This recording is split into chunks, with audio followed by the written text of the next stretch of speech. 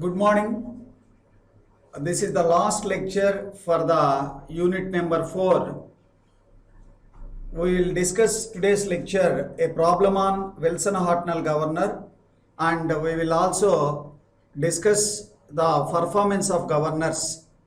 First, we will see a problem on Wilson-Hartnell governor. In the last lecture, we have seen the analysis part of the Wilson-Hartnell governor, and we have written an equation associated with Wilson-Hartnell governor in terms of centrifugal force, spring force and spring stiffness and auxiliary spring forces. Okay, so with the help of that equation, we would like to solve one problem. Let us see the problem. So the problem is like this. In a Wilson-Hartnell governor, the mass of each ball is 5 kg. The lengths of the ball arm and the sleeve arm of bell crank lever are 100 mm and 80 mm respectively. Stiffness of each spring is 0.4 Newton per mm. The lever for the auxiliary spring is pivoted at its midpoint. When the radius of rotation is 100 mm, the equilibrium speed is 200 rpm. If the sleeve is lifted by 8 mm for an increase of speed of 6%, find the required stiffness of auxiliary spring. So this problem is a straightforward problem. If you are aware of the equation which we derived in the last lecture, you can solve this problem very simply. But only the thing is, the data is given, some of the data is in indirect fashion that we have to convert into the direct fashion first. So the data goes like this. Mass of the ball is 5 kg. So the mass of the ball is 5 kg.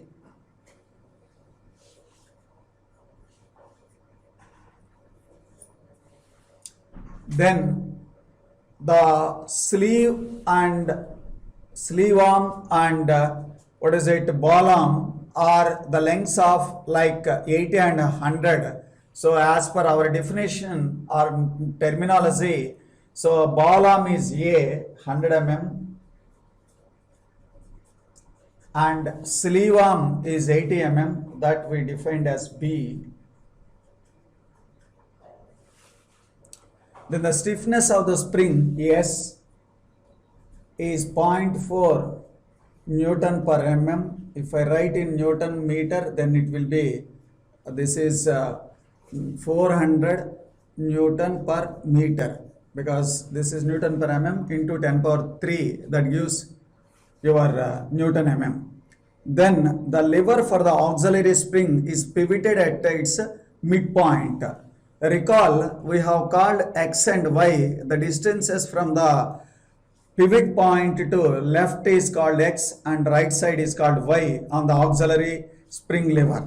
So he has given that is equal, that is, so at its midpoint, that's why X is equal to Y, or X by Y is equal to 1.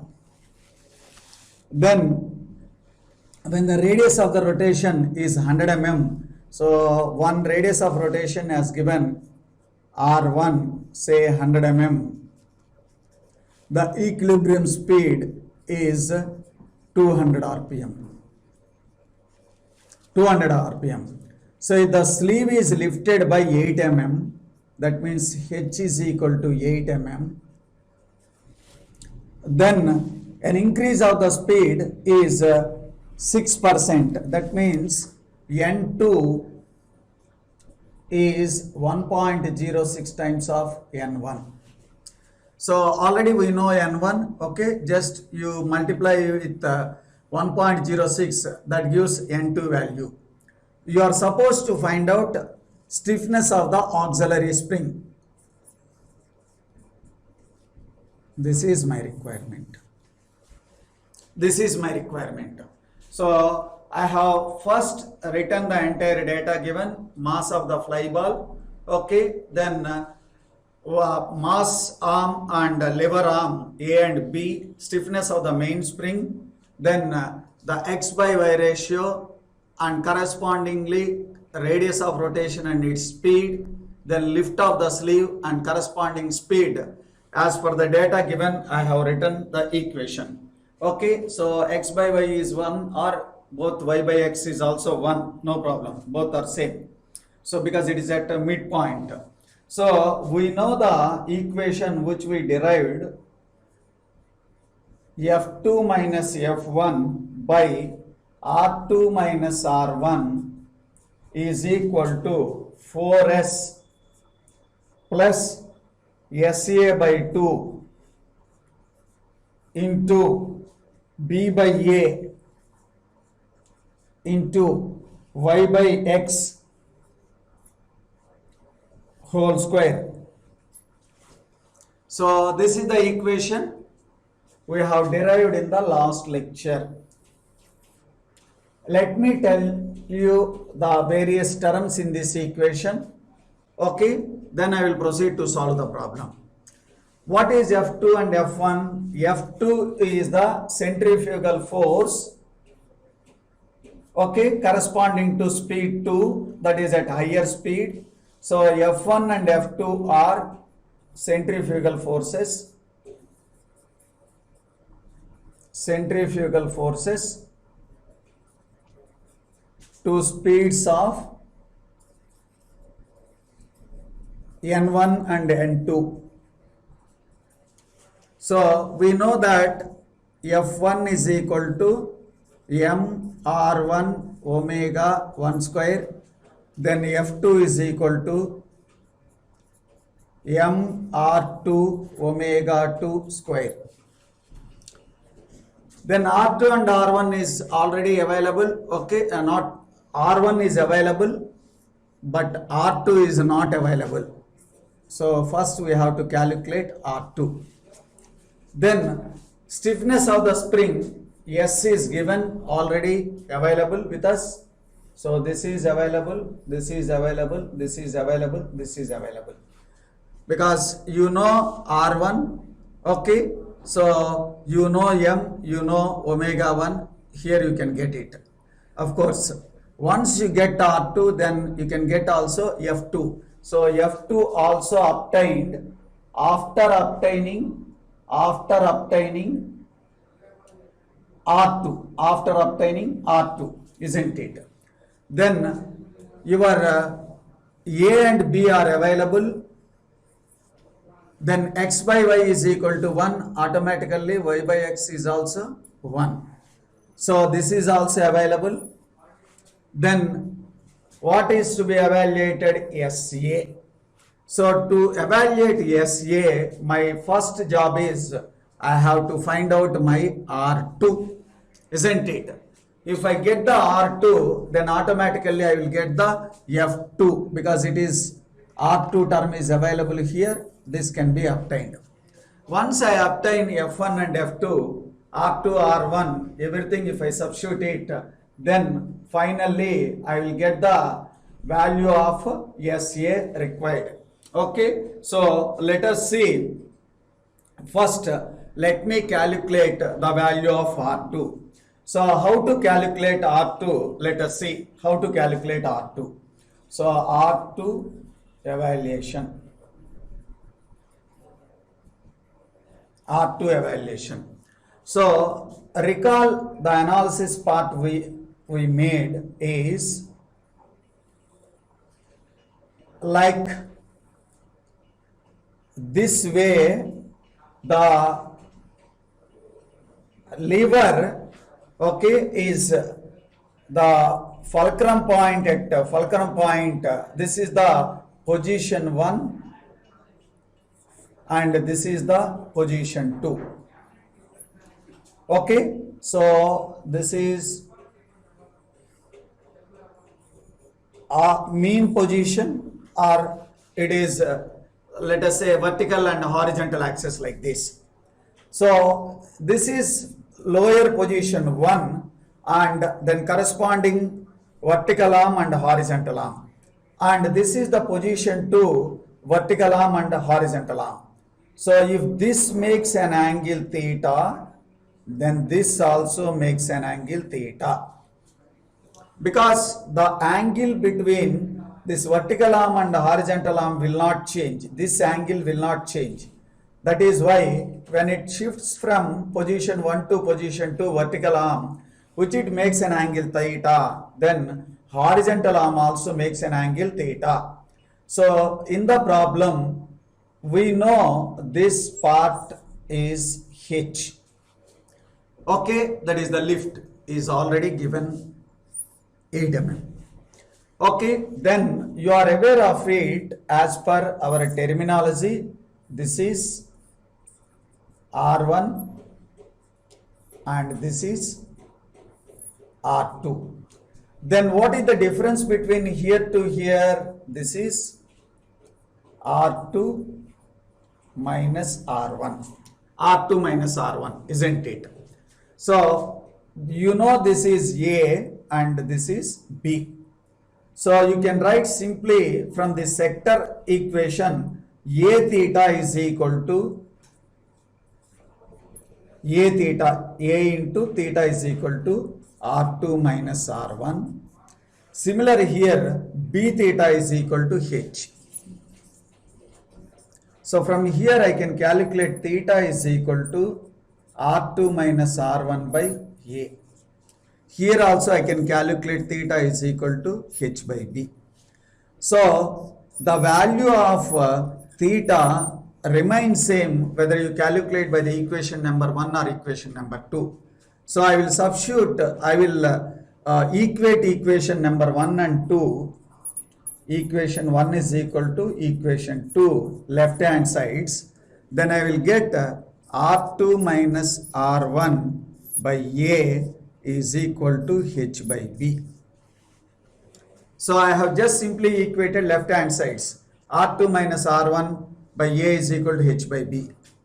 So I can write H is equal to B by A into R2 minus R1, or you can write in the other way like AH by B is equal to R2 minus R1, then R2 is equal to R1 plus AH by B.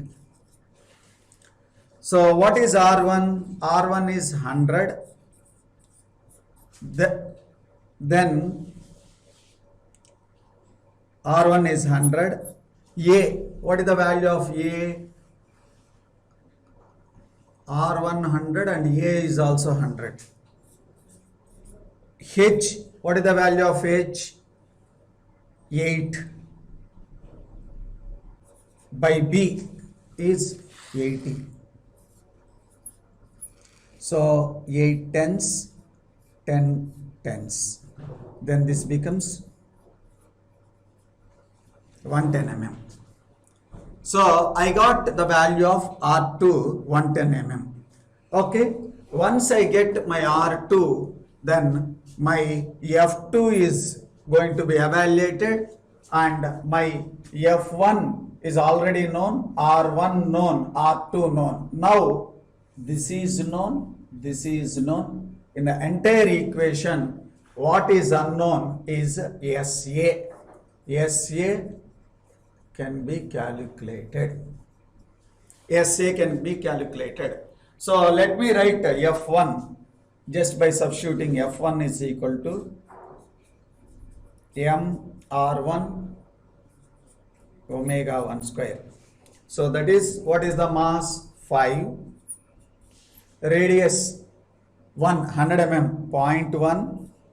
Omega 1, 2 pi N1. What is N1? N1 is 200 by 60 whole square. So you will get this F1 is equal to 219.2 newtons. This is F1. Then F2, MR2 omega 2 square. M remains same 5. Then R2 110, so that is 0.110. Omega 2 2 pi N2. So what is N2? That is 1.06. N1 is how much N1? 200 by 60 whole square. So F2 you will get 271.1. F2 you get 271.1 Newton. Okay, now let me substitute in this basic equation F2 minus F1. 271.1 minus F1 219.2 by R2. R2 is how much? 110. So that is 0.110 minus 0.1 is equal to 4 S, that is Newton per meter. I am writing everything in meters. 4 into 400 plus SA by 2. I don't know SA. Let me put in SA. B by A. That is B by A is 0.08. A 100 in meter is 0.1. Y by X 1. So whole square. So substitute in this equation and solve the SA value. Okay. So you get SA is equal to 11,219 Newton per meter. So by solving this equation, you get stiffness of the spring is SA is equal to 11,219 Newton per meter. If you write in Newton per mm, this will be by 1000. SA is 11.219 Newton per mm. And your main spring stiffness is 0.4 Newton per mm, whereas your auxiliary spring requirement is 11.219 Newton per mm. Okay. So this problem is simply direct substitution in the equation which you derived, that is F2 minus F1 by R2 minus R1 is equal to 4S plus SA by 2 into B by A into Y by X whole square. So let me repeat in 2 minutes how we proceeded the problem. First I have listed out the entire data. If I check this equation, in this equation I am aware of F1, R1, 4S, B, A, Y, X. So unknowns are like F2 unknown, R2 unknown, then SA unknown. These are the three things are unknowns. So first my job is to calculate R2, because if I calculate R2, I can calculate F2, then these two things will be evaluated. Once you evaluate these two things, only unknown in this equation is single one, that is SA. So how I did this part is R2 estimation is, so the lift of the sleeve is H, that is the horizontal arm of the bell crank lever is lifted by an amount of H. So if it is lifted by an amount of H, what is the corresponding change in the vertical arm? That is, two extreme positions differences are R2 minus R1. So this bell crank lever horizontal and vertical arm angle is remains same. So this makes a total angle theta. So automatically the horizontal arm also makes an angle theta. So you take this sector A theta, who is R2 minus R1, then B theta is equal to H. So rewriting these equations theta and equating the equation 1 and 2, left hand sides are same. Then rearranging the terms, I get R2 is equal to R1 plus AH by B. I know R1, I know AH and B. So I got the value of R2. Once I get R2, then my F2 can be evaluated because that is a function of R2. So after obtaining R2, then I can calculate F2 and entire things are, all the values are substituted in this basic equation, and then only unknown is SA. So that SA I have estimated here in this equation, everything I have substituted in Newton and meter. So then I get this value 11,219 Newton per meter. So if I want to convert this into Newton per mm, then I will divide this equation by 1000, then it gets 11.219 Newton per mm. Okay, so this way we can solve the problem in Wilson-Hartnell governor. Okay, so we have seen a problem on Wilson-Hartnell governor. Okay, and now the last part of the lecture for this unit is the performance, how we can define for a governor. With some terminology we define the performance. So those terms are like this: sensitiveness, hunting, isochronism, okay, stability, power and effort of a governor. So isochronism, there is a spelling mistake there, that CHRONISM, it has typed like CHRNISM. So let me explain one by one these words. So the first one is sensitiveness.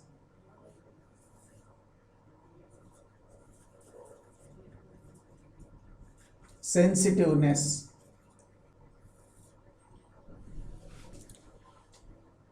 So the literal meaning of sensitiveness is the one which responds, which reacts, okay, for a small change or for small movements. Okay, sensitive. He is too sensitive means he will quickly respond. He will quickly react for even for a smaller things. In a governors, what is this sensitiveness? Sensitiveness is nothing but so for a small change of lift of the sleeve, for a small change of lift of the sleeve, okay, if the governor is going to be provide a different speed, okay, then it is said to be sensitive governor. That means in the reverse way also we can take in this way. Suppose if the speed is increased, okay, or speed is decreased, very small amount from the defined speed. So then if that governor responds and causes some amount of the lift immediately, then we say it is a sensitive governor. And this sensitiveness is defined in terms of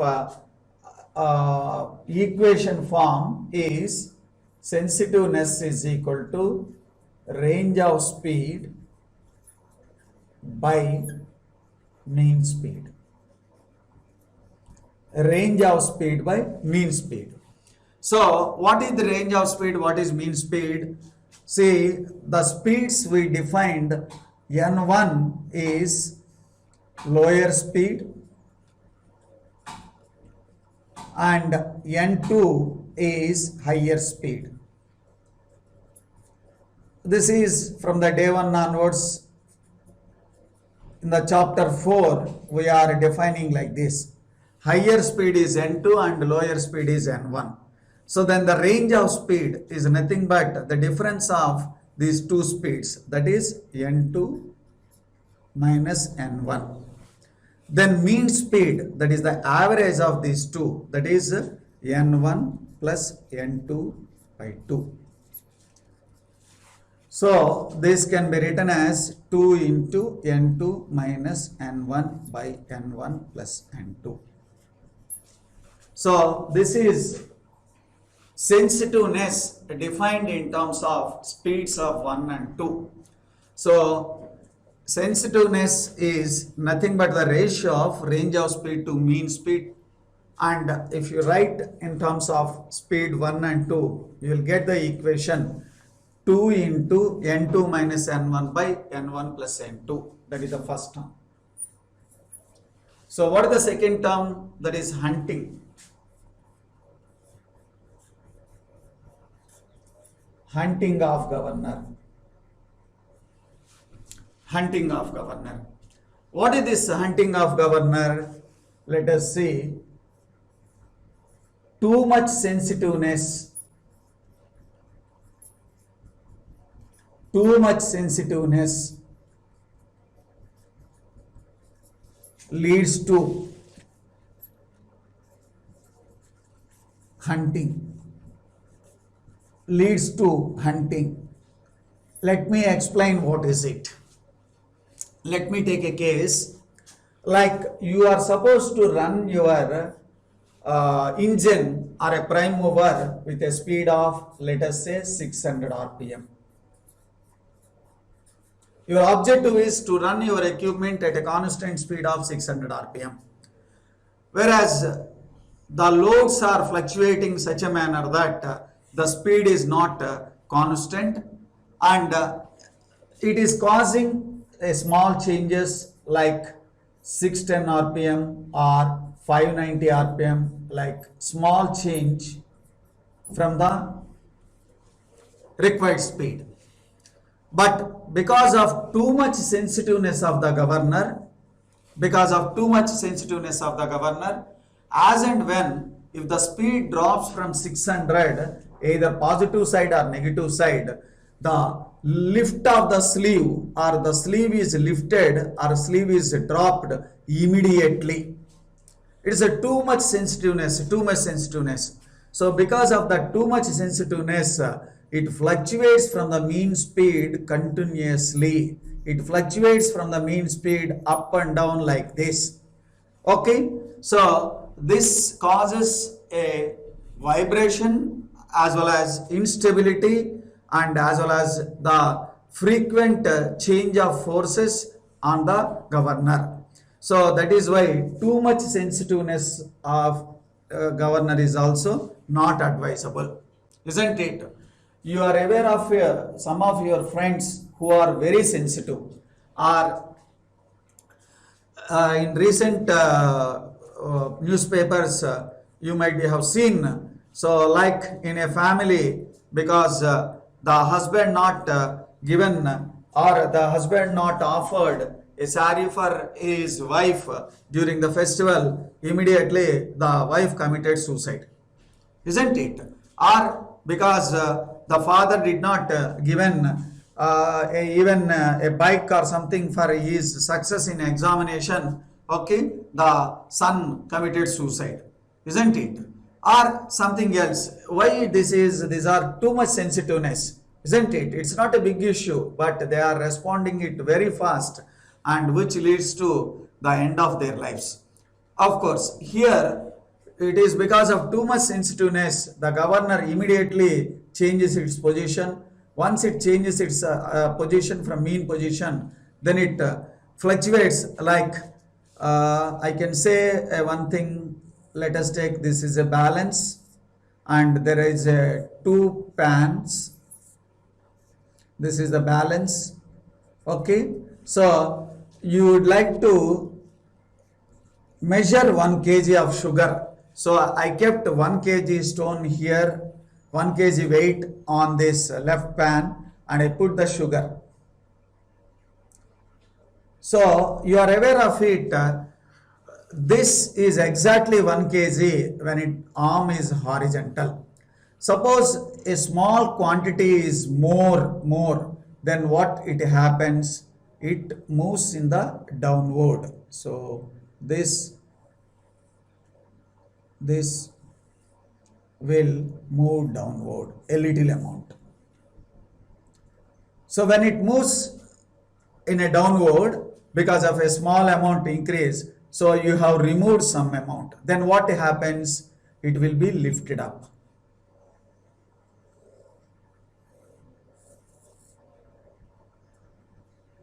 It will be lifted up. So I have shown here the quantities, like here exactly same. Here it is more, here it is less. That's why I kept here less dots, here I kept more dots. So if you try to make it very perfectly, you would like to remove a small amount of grains from heat. So you will see that it will continuously fluctuates like up, down, up, down. So it vibrates and it gives up and down fluctuations, which is similar to a governor, is called hunting. Okay. The third one is isochronism. Isochronism. So there in the title there is a spelling mistake is there, CHRONISM, O missed. So it is isochronism. So what is this isochronism? So isochronism is nothing but if the range of speed is 0, if the range of speed is 0, then that governor is said to be isochronous.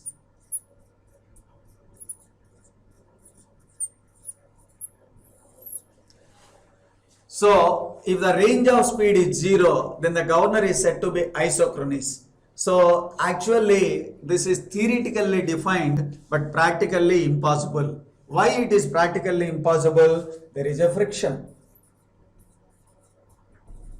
So because of the friction, practically this is not possible. It is a theoretical definition. Of course, for the case of a Porter governor, this is not at all possible. Why it is not at all possible, I will show you. So a governor is said to be isochronous when its range of speed is 0. That means there is no change of speed. That is range of speed n2 minus n1 is 0. Okay. Say take a Porter governor. So we have the equation for Porter governor. The value of H is equal to, say H1 is equal to G by omega 1 square into 1 plus small m by capital M by small m. This we have already derived. So for lower speed, H1 is equal to G by omega 1 square into 1 plus capital M by small m. So omega 1 lower speed, capital M mass of the sleeve, m is the mass of the fly ball. Similar, you can write H2 is G by omega 2 square 1 plus m by m. So H1 is equal to G by omega 1 square into 1 plus m by m, and H2 is equal to G by omega 2 square into 1 plus m by m. So as per the definition of isochronism, so range of speed is 0. That means omega 1 should be equal to omega 2. So that is n2 minus n1 0 means when it is possible n2 minus n1 is 0. If n2 is equal to n1, then it is only possible. That means omega 1 is equal to omega 2. So if omega 1 is omega 2, then H1 will not become H2. Then H1 will not become H2. That's why for Porter governor, the isochronous part will not be happened. Then Hartnell governor, so in Hartnell governor, so we have the equation, the basic equation for the speed at omega 1. Mr omega 1 square is equal to Mr 1 omega 1 square is equal to half into mg plus fs1 into b. So neglecting friction, I am not considering friction. I have neglected the friction. So Mr 1 omega 1 square is equal to half mg into fs1 by b into b. Similar at omega 2 speed. Okay, it is at omega 1 speed and at omega 2 speed. We can write the equation mr2 omega 2 square is equal to half into mg plus fs2 into b. So what is isochronism? Omega 1 is equal to omega 2. So if omega 1 is omega 2, omega 1 square is equal to omega 2 square. So from these equations, let me write this is say equation 1, this is equation 2. So from equation 1, omega 1 square is equal to half mg plus fs1 into b by mr1. Similar, omega 2 square is equal to half mg plus fs2 into b by mr2. So here, as per the requirement, omega 1 square is equal to omega 2 square. So I will equate the left hand side of the equations of 3 and 4. So left hand sides, omega, right hand sides of the equations, that is half mg plus fs1 into b by mr1 is equal to half mg plus fs2 into b by mr2. So half of get cancel, then bm get cancel, then what is left from here? I can write r2 by r1 is equal to r2 by r1. So I will take it from this side, that is equal to mg plus fs2 by mg plus fs1. So this is the necessary condition. So this is the necessary condition for the isochronism for a Hartnell governor. That is mg plus fs2 by mg plus fs1 is equal to r2 by r1, isn't it? Okay, and whereas in case of a Porter governor, this is not possible, because when you write omega 2 is equal to omega 1, then h1 will not become h2. That is why isochronism is not possible for pendulum type governors. Isochronism is possible only for the case of spring loaded governors. For the necessary condition is r2 by r1 is equal to mg plus fs2 by mg plus fs1, isn't it? Okay, so the next part, that is what is the fourth part? That is stability of a governor. That is the stability of a governor. So what is stability of a governor? Okay, we will define the term stability of a governor now. So the next word is stability of a governor.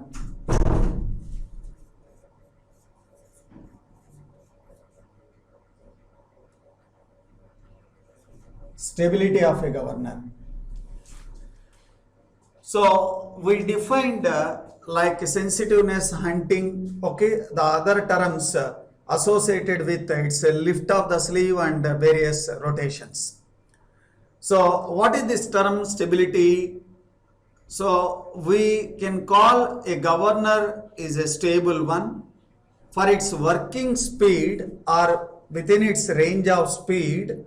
For every speed there should be one particular lift of the sleeve, or vice versa, for every lift of sleeve there should be one defined, every lift of sleeve there should be a defined speed. That is what we call stability of a governor. Okay, so you can also write like this: for each speed in its working range, for each speed in its working range, it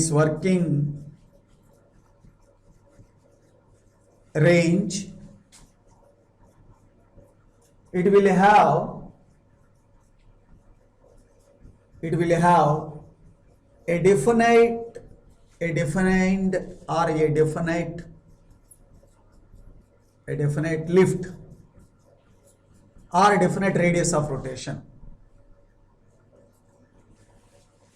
Okay, so either you can call a different radius of rotation or you can also call it is a different lift.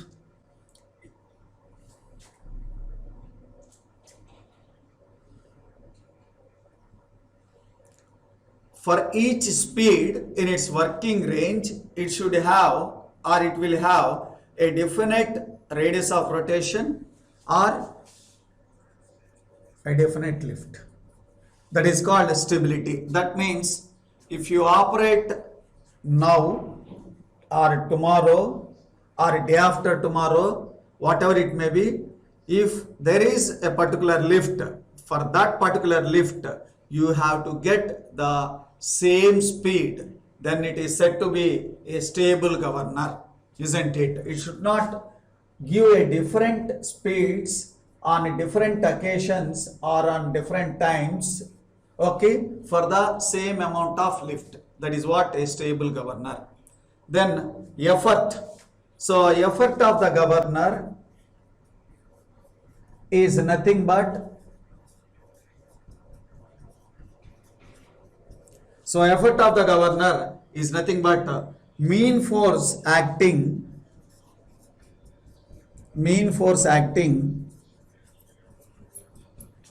over the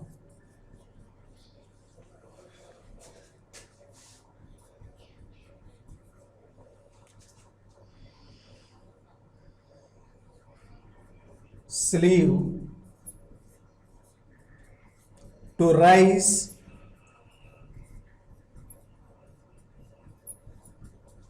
or lower it for a given change of speed. For a given change of speed.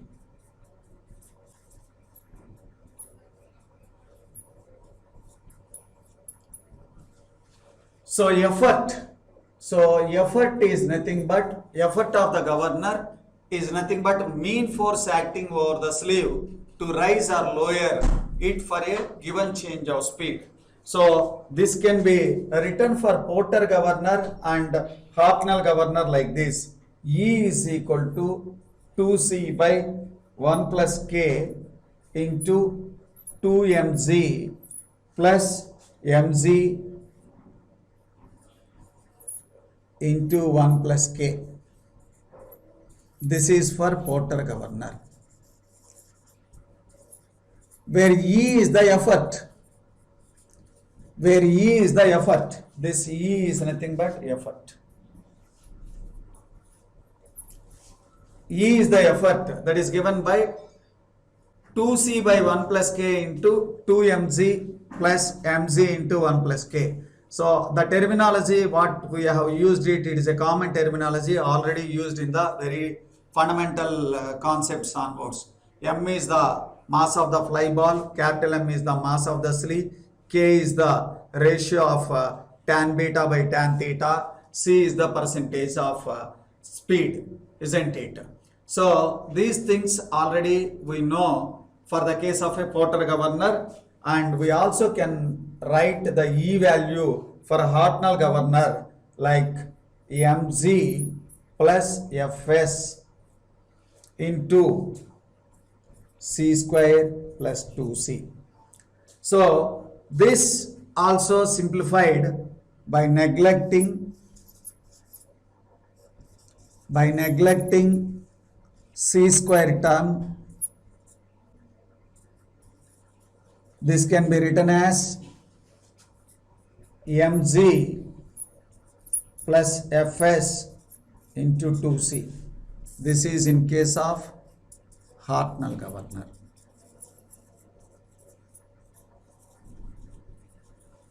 In case of Hocknell governor, E is equal to mg plus fs into c square plus 2c. The value of c square can be neglected. Then it can be written as simply mg plus fs into 2c. that is the word called effort. So finally, power. Power is the last one. So it is work done. It is work done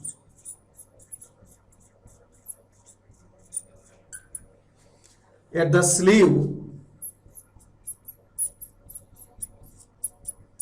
Work done at the sleeve for a given percentage of change of speed. For a given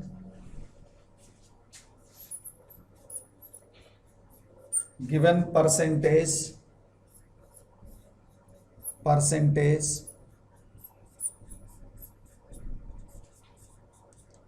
change of speed.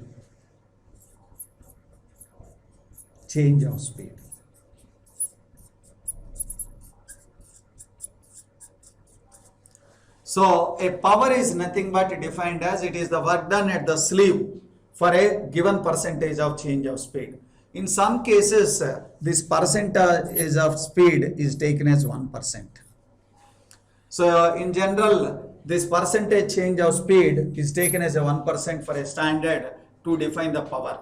So power is nothing but it is the work done at the sleeve for a given percentage change of speed, and this can be taken as 1%. So power is nothing but is written as E by 2, that is effort by 2 into 2 times of height of governor. 2 times of height of governor. So power also can be written as E by 2 into 2 times of height of governor, isn't it? So these are some of the terms associated with your performance of governors. So these performance terminology is very much useful for in your objective questions. Okay, so based upon this performance terminology, you have some problems. So because of the time limitation, I am not going to that part. So those who are interested to study further in the performance characteristics, you can refer any textbook. You can see some of the problems based upon this terminology. Okay, that finishes the 4th unit, and we'll move in the next lecture. The 5th unit is a balancing chapter. Thank you.